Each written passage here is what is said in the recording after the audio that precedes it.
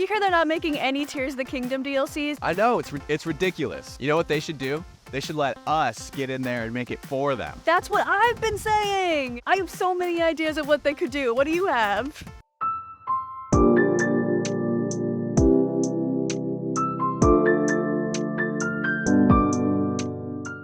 Well, for starters, let's talk about Sky Islands. In the trailer, it seemed like most of the game would take place in the sky, but then when you load it up, only some of the game takes place on the Sky Islands. In fact, most of the game takes place on the surface or in the depths, which wasn't even in any of the trailers. DLC should totally add more Sky Islands. They could literally fill the whole sky to the brim with islands. The islands in the base game are cool because they give you fun items and opportunities to navigate the skies, but most of these islands feel kind of like pit stops on the way to much bigger islands. DLC should have added Sky Islands on par or larger in size to the Great Sky Island. They could have added environmental themed islands with more variation like there was on the surface. Like one island where you could need to wear the Goron armor because it's too hot, or even created new themes with whole new enemies and scenarios. Like maybe there's a pirate island in the sky with floating boats that you can encounter between islands. It would even make sense because in the base game, you kick a group of pirates out of Lyrillin. Maybe when they left, they commandeered the ships floating below the Wind Temple. I don't know.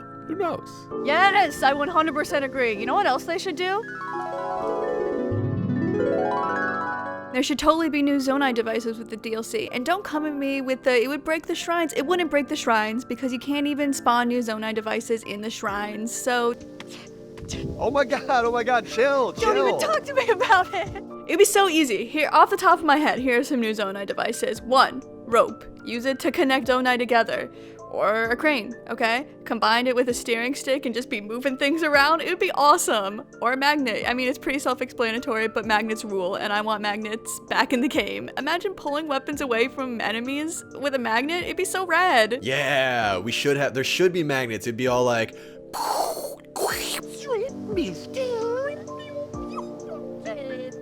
Sure.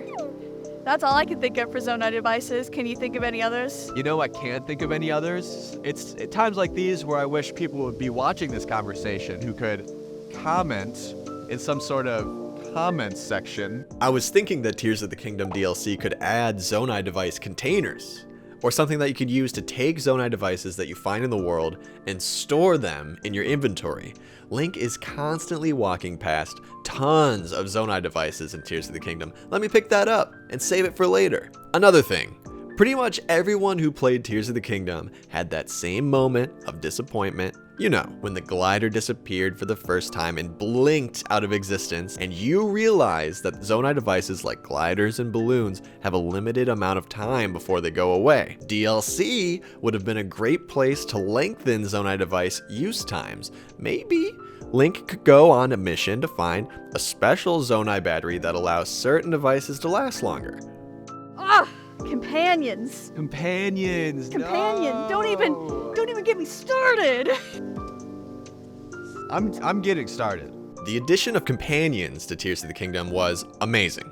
Perfectly fits with the action-adventure paradigm that makes the champion ability mechanic from Breath of the Wild a little more personable and modern. Hey, why are they ghosts if the companions are still alive? Like, why not just come along?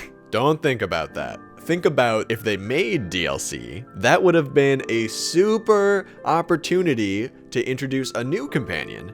Probably, I don't know. Tingle. Yes, bring Tingle back.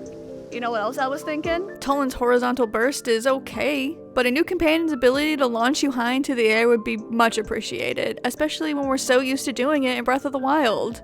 There's literally 1,000 iconic Zelda characters who would have made great companions with interesting abilities. Hell, they could have even made Zelda a companion or a playable character. The interest in Zelda is more than ever before, and people are so interested in exploring her backstory. Give us a Sheik mission. Everybody wants it. Yes, absolutely. Do you have any opinions on the homes?